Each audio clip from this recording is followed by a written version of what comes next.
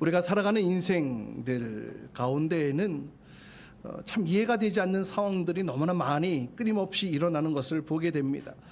이러한 일들이 계속 나의 삶 가운데에 연속적으로 발생하게 되면 나의 인생의 어떤 허무함이 점점 가중되어지는 것 같아요.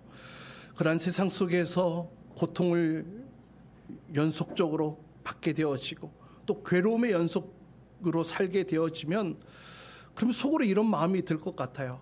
이렇게 산다 한들 다 무슨 소용이 있겠어. 이렇게 우리의 인생을 허무한 곳으로, 허무한 방향으로 이끌어 가게 됩니다. 분명한 것은 우리가 이 땅에 사는 동안 이해가 되지 않는 상황들이 끊임없이 일어나고 있는 것은 사실이라는 거예요.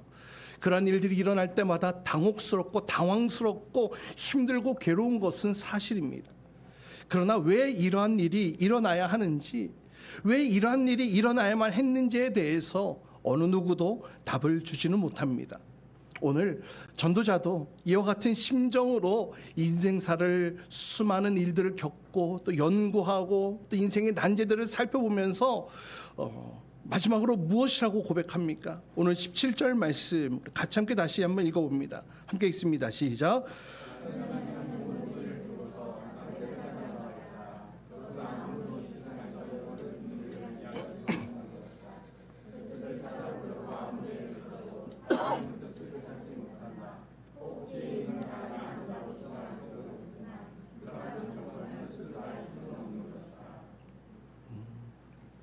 한마디로 무엇입니까?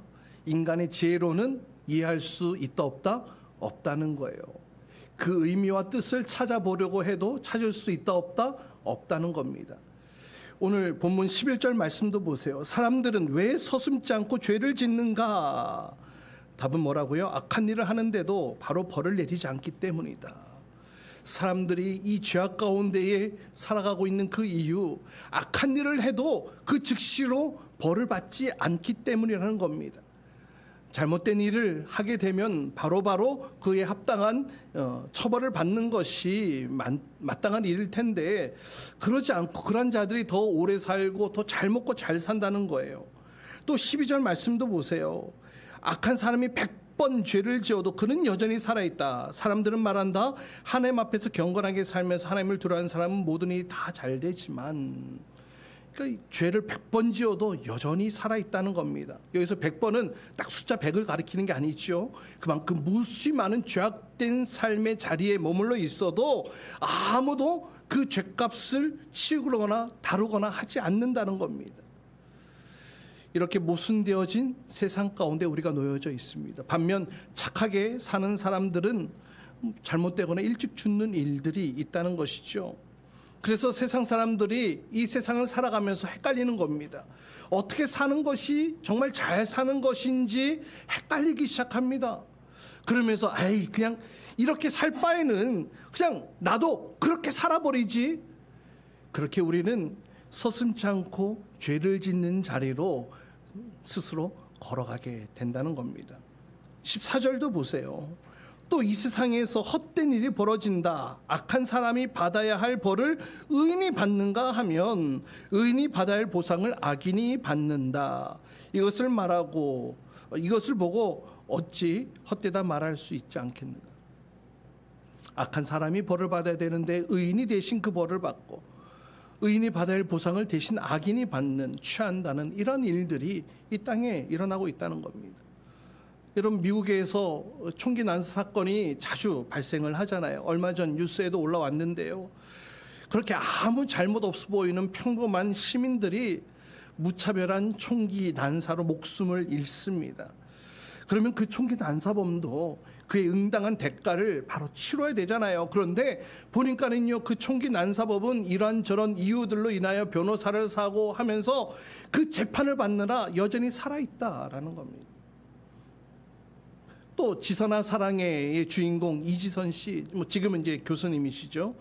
꽃다운 여대생 시절에 그 앞에 음주운전하고 교통사고를 내고 그로 인하여서 교통사고 화재가 일어나고, 그래서 이지선 씨는 온몸에 화상을 다 입고 수십 번의 수술에도 불구하고 얼굴이 일그러지는 것을 회복시킬 수 없는 그런 일들도 일어나죠.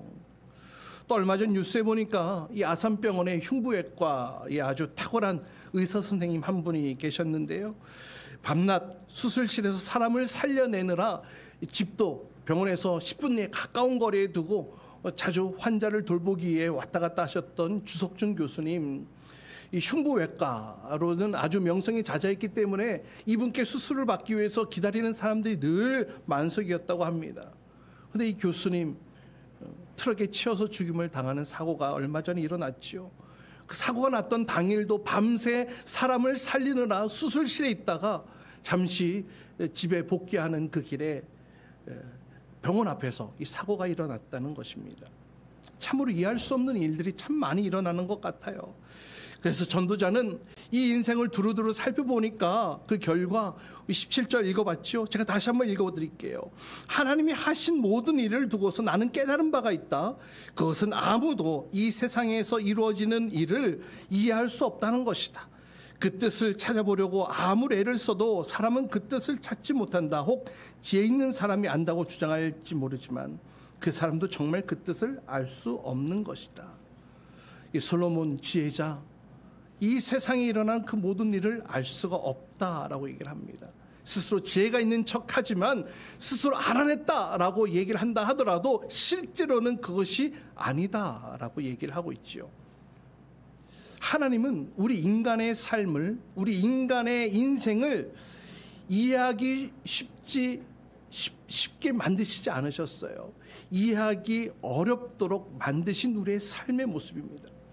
여러분, 나 자신의 인생, 여러분 자신의 인생을 또 한번 살펴보세요. 여러분의 인생, 그동안 흘러왔던 인생들이 다 이해할 수 있으십니까?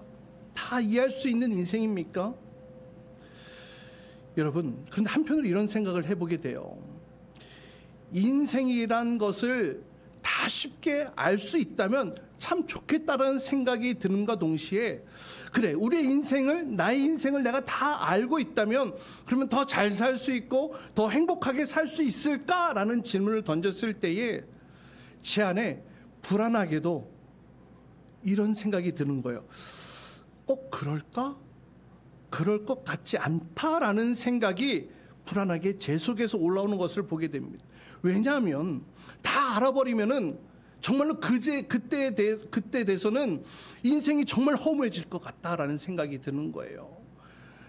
여러분, 우리 청소년들 게임을 할 때에 보면은 될 듯 안 될 듯 그러면서 해결하는 방법을 찾고 또 그 길을 찾느라 그 재미가 더해지잖아요. 그런데 그 길을 다 찾고 방법을 다 찾고 나면은 게임의 흥미가 사라지고 맙니다. 여러분, 길 찾기 미로도 마찬가지잖아요. 풀리지 않을 때에는 이 길도 가보고 저 길도 가보고 흥미를 갖고 또 재밌게 풀어가지만 정작 그 미로 길을 다 풀어버리고 그 길을 다 알아버리고 나서는 다시 그 미로 게임을 합니까 안 합니까? 하지 않아요. 딱 보면 아 그래 다 알아 라고 생각하죠. 이 부부관계도 마찬가지인 것 같아요. 권태기가 찾아오는 것은 서로를 더 잘 안다는 생각에서부터 시작된다고 이렇게 얘기를 하는데요. 모든 것을 다 알아버렸다고 생각했을 때에 더 이상 설렘도 또 기대함도 신비감도 사라지기 때문에 이 권태기가 찾아온다 이렇게 얘기를 합니다. 여러분, 우리 인생도 마찬가지지 않을까 생각되어집니다. 또 하나님에 대해서도 마찬가지지 않을까요? 하나님은 우리가 우리의 인생을 대하는 태도 가운데에 내가 나 인생을 대하는 태도가 권태기에 들어가는 것을 원치 않으세요. 나 인생을 내가 질리면서 사는 것, 나 인생을 창조하신 하나님께서 원하시겠냐 말이에요. 또 하나님과의 관계에 대해서도 마찬가지라는 겁니다. 그렇기 때문에 하나님은 우리의 인생을 쉽지 않게 만드신 것은 아닐까? 이런 생각을 해보게 되는 거예요. 하나님에 대해서도 마찬가지입니다.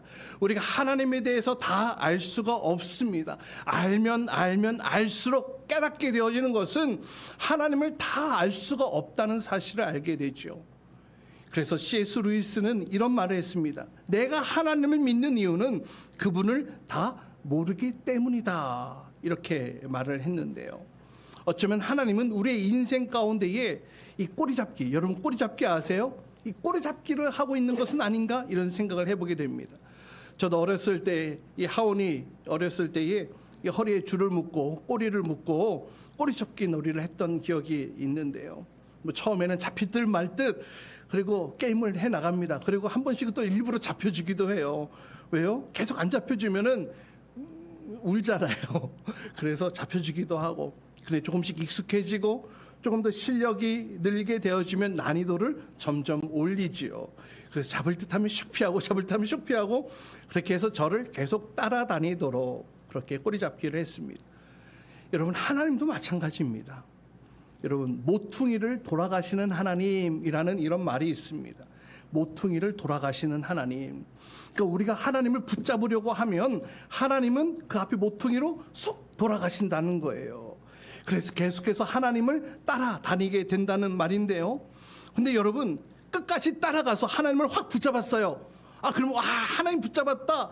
좋은 일일까요? 좋은 일일까요? 앞서 여러분께 말씀드렸다시피 하나님을 잡게 되어지는 순간 하나님에 대한 신비로움은 다 사라지지는 않을까요? 그 다음 모퉁이에 하나님이 사라지셨어요. 그러면은 뭐 한번 잡아봤는데 그러면서 다른 재미있는 다른 신들을 쫓지는 않을까요? 세상 다른 재미를 찾아 떠나가지는 않을까요? 그래서 하나님은 절대로 우리에게 붙잡히지 않으시도록 계속 모퉁이를 돌고 계신다는 겁니다. 그래서 우리로 하여금 끊임없이 평생토록 주님을 따라가도록 인도하신다, 이렇게 말씀합니다. 또한 우리는 알게 모르게 나에게 익숙한 것이 올바른 것이다 이렇게 생각하며 살아가지요. 내가 익숙한 것이 정답이다, 또 내게 익숙한 것을 선택하는 것이 바른 선택이다 이렇게 생각합니다. 그래서 간혹 내게 익숙하지 않는 일이 생기게 될 때에 당황하게 됩니다. 저도 벌써 오래전 일이기는 합니다만 익숙하지 않은 사건을 순간 당해서 당황했던 기억이 있습니다. 제가 이제 중국에서 사역을 할 때에 지역 선교사님들과 함께 또 인사를 나누는 시간들이 있었는데요. 보통 인사를 할 때에 오른손을 내밀고 악수를 하잖아요. 오른손을 내밀면 그에 응답해서 또 손을 내밀고 화답을 하는데요. 그렇게 다들 악수를 하면서 인사를 하고 안부를 나누는데 얼굴을 처음 뵙는 분이 계셨어요. 그래서 그 선교사님께 인사를 하려고 그분 앞에 나갔는데요. 근데 그분이 대뜸 오른손이 아니라 왼손을 이렇게 딱 저에게 내미시는 거예요. 그래서 제가 그 순간 머리가 하얗게 되면서 이걸 어떻게 해야 되지? 무슨 상황이지?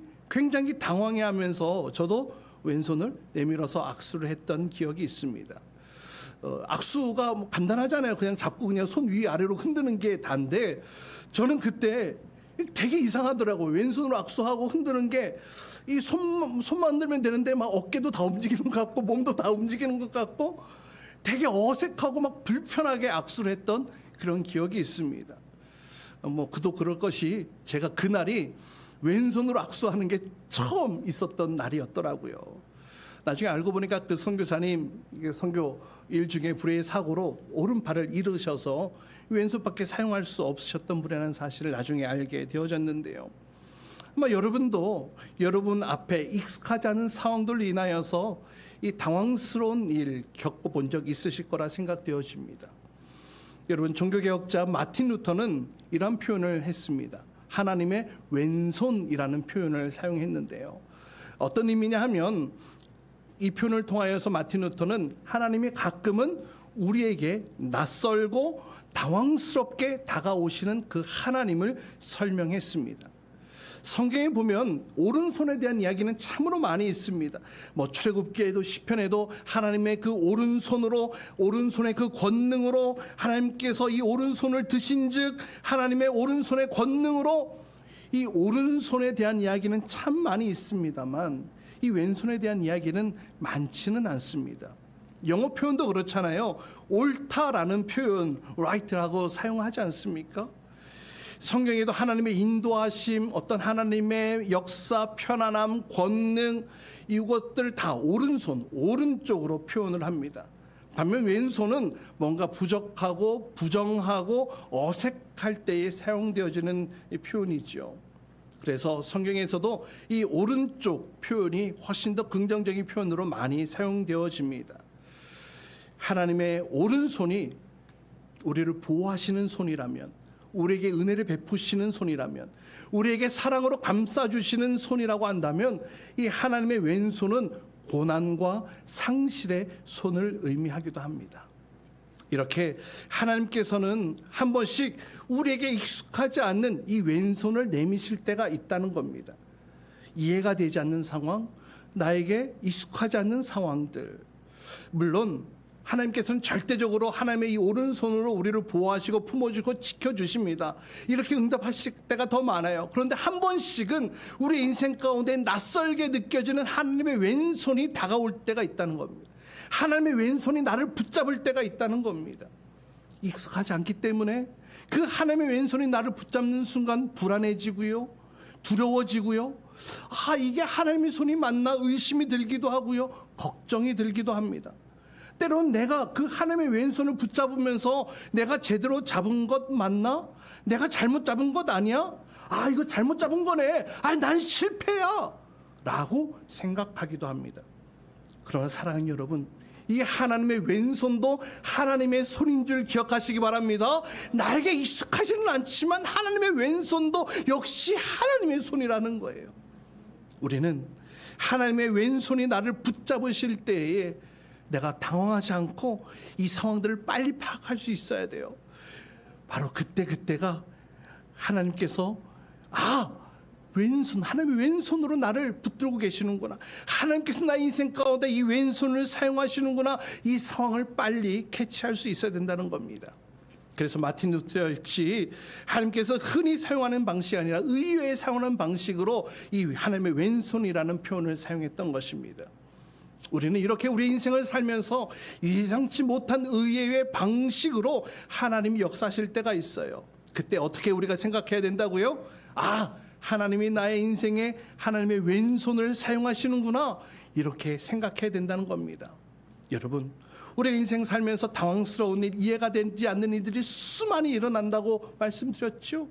내 마음대로 일이 잘 안 되어질 때에, 내가 바라고 원하던 대로 그 일이 흘러가지 않을 때에, 내 예상과는 정반대의 결과로 펼쳐질 때에 내가 간절히 기도했음에도 불구하고 내 기도대로 들어주시지 않음으로 인하여 하나님에 대한 거절감을 느낄 때, 어떤 일들 통하여서 하나님이 나를 버렸어, 하나님이 나를 떠나버렸어 라는 생각이 들 때에 마저도 그 순간이 바로 하나님의 왼손이 나를 붙들고 있는 순간이라고 마틴 루터는 그렇게 얘기를 하고 있는 거예요. 그렇다면 도저히 할 수 없는 이 인생사 가운데 그럼 우리는 어떠한 삶의 자세를 취해야 되겠냐라는 겁니다. 오늘 본문 12절 13절 말씀 함께 읽도록 합니다. 12절 13절입니다. 시작. 악한 사람이 100번 죄를 지어도 그는 여전히 살아있다. 사람들은 말한다. 하나님 앞에 경건하게 살면서 하나님을 두려워하는 사람은 모든 일이 다 잘 되지만 악한 자는 하나님을 두려워하지 않으니 그가 하는 일이 잘 될 리 없으며 사는 날이 그림자 같고 한창 나이에 죽고 말 것이다. 우리의 눈에는 악인이 잘 되는 것처럼 잘 사는 것처럼 보이지만 지혜자가 뭐라고 얘기를 합니까? 결국 하나님 앞에 경건하게 살면서 하나님을 두려워하는 사람, 즉 하나님을 경외하는 자들은 다 잘 될 것이다. 할렐루야. 이렇게 선언하고 있습니다. 반면에 악한 자는 하나님을 두려워하지 않으니, 하나님을 경외하지 않는 악한 자들의 날들은 어떻게 된다고 얘기를 합니까? 그 사는 날들이 무엇과 같다고요? 그림자와 같다. 그림자와 같은 삶을 살게 된다. 여러분, 그림자가 무엇을 의미합니까? 이 그림자는 빛의 반사대, 사물의 반사되어 생기는 것 아니겠습니까? 다시 말하면 이 그림자는요, 빛이 사라지면 같이 사라질 수밖에 없는 존재라는 겁니다. 전도자는 이 세상 속에 도대체 이해가 되지 않는 이런 일들이 계속 일어나고 모순투성이인 세상 같아 보여도 결국에 인생의 가치를 어디에 두어야 하느냐? 한번 따라해 봅시다. 여호와를 경외하는 곳에, 하나님을 경외하는 곳에 인생의 최고의 가치를 두어야 한다고 이렇게 선언하고 있는 것입니다. 여러분, 이 말씀, 교회를 오래 다니고 말씀을 많이 듣고 아시는 분들은 맞아, 당연히 인생의 최고의 가치 하나님을 경외하는 것이지 라고 하실 겁니다. 그런데 한번 여러분 심령에 다시금 이 질문을 던져보십시오. 내 삶에 하나님을 경외하는 것을 최상의 가치로 삼고 있는가? 하나님을 경외하는 것이 내 인생의 진정한 목표로 삼고 있느냐? 한번 여러분 심령 가운데 다시금 질문해 보십시오. 사랑하는 여러분, 내가 이러한 내용들을 알고 있는 것과 내가 그렇게 살고 있는 것은 완전히 다른 이야기예요.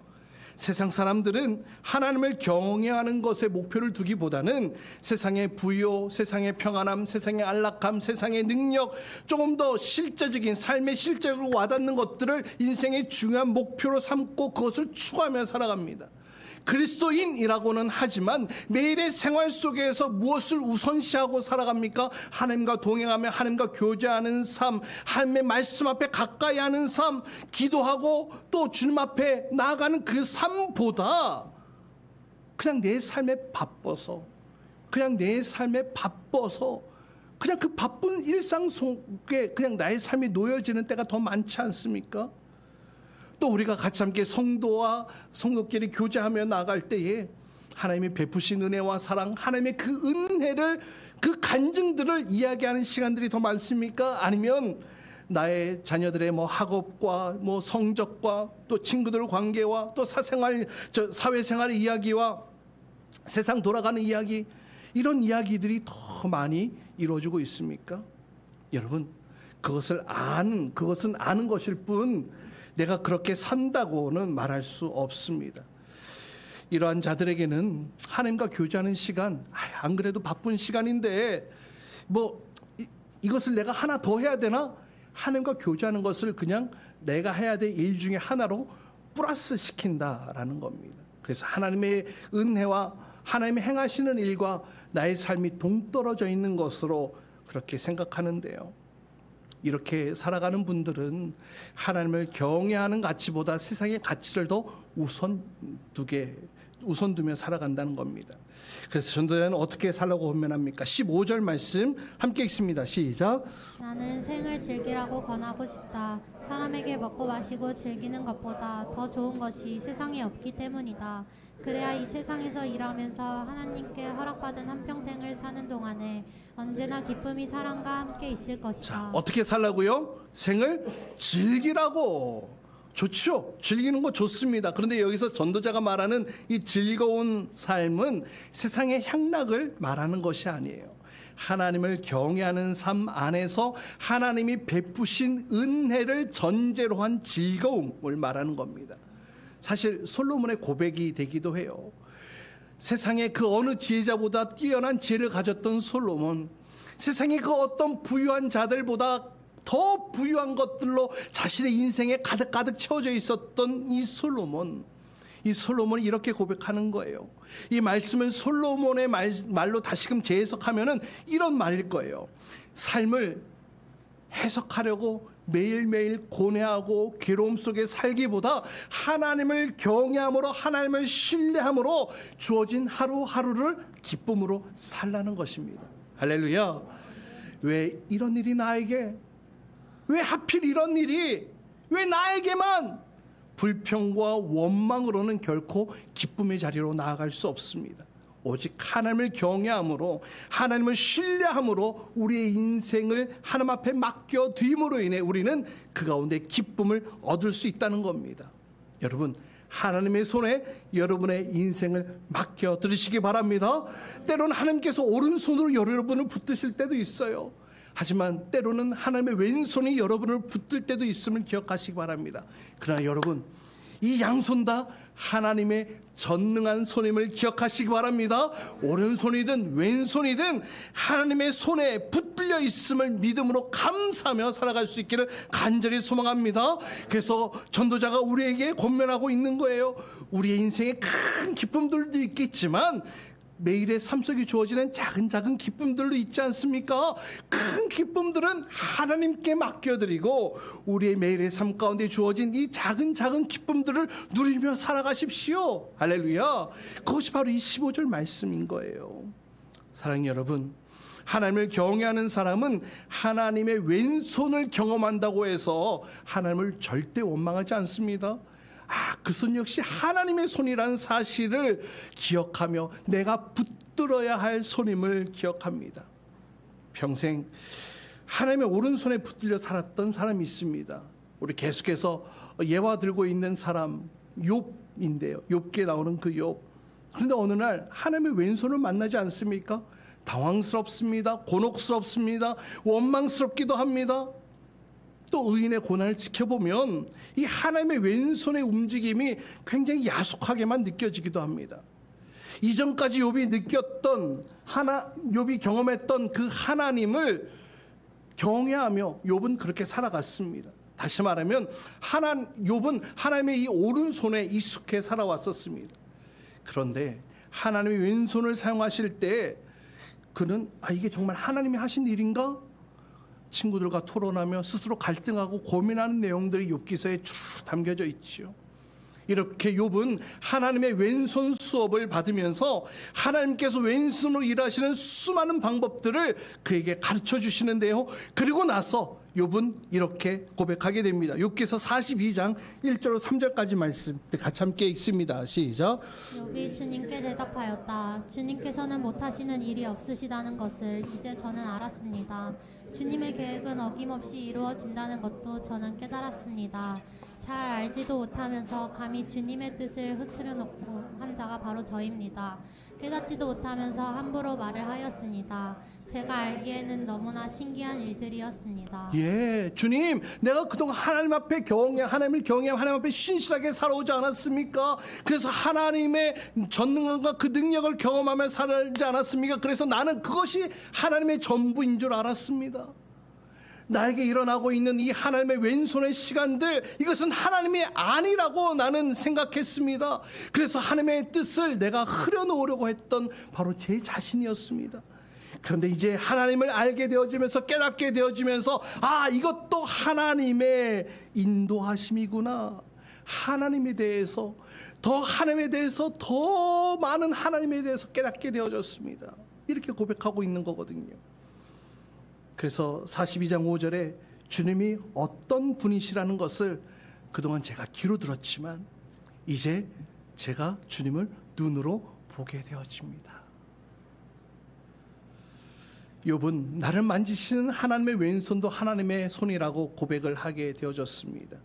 오늘 전도자도 우리에게 권면하고 있습니다. 우리의 인생이 내 생각대로 흘러가지 않아 당황하고 계십니까?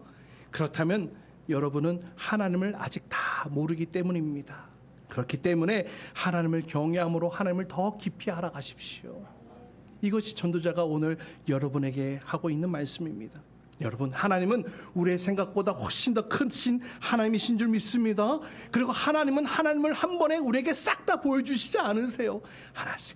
하나씩 보여주시면서 끝까지 그 하나님을 붙잡고 살아가도록 꼬리잡기처럼 말이죠. 따라서 내가 하나님을 다 아는 것처럼 사는 인생, 그것은 욥과 같은 인생이에요. 그러나 욥이 새로운 하나님을 경험했던 것처럼 하나님을 신뢰함으로, 하나님을 경외함으로 하나님의 모습을 하나씩 발견해 나아가는 그 기쁨 가운데 살아갈 수 있기를 주님의 이름으로 축복합니다. 지금 우리의 인생에 나를 붙들고 계시는 그 하나님의 양손이 있음을 기억하시기 바랍니다. 그 하나님을 신뢰함으로 나의 하루하루 염려와 걱정으로 보내는 것이 아니라 하나님 안에서 하나님을 신뢰함으로, 하나님을 믿음으로 우리의 인생에 감사와 기쁨이 넘쳐나는 즐거운 인생 될 수 있기를 주님의 이름으로 축복합니다. 바로 이러한 고백이 저와 여러분이 하나님께 드릴 믿음의 고백이 되기를 소망합니다. 우리 시간 같이 함께 찬양하며 함께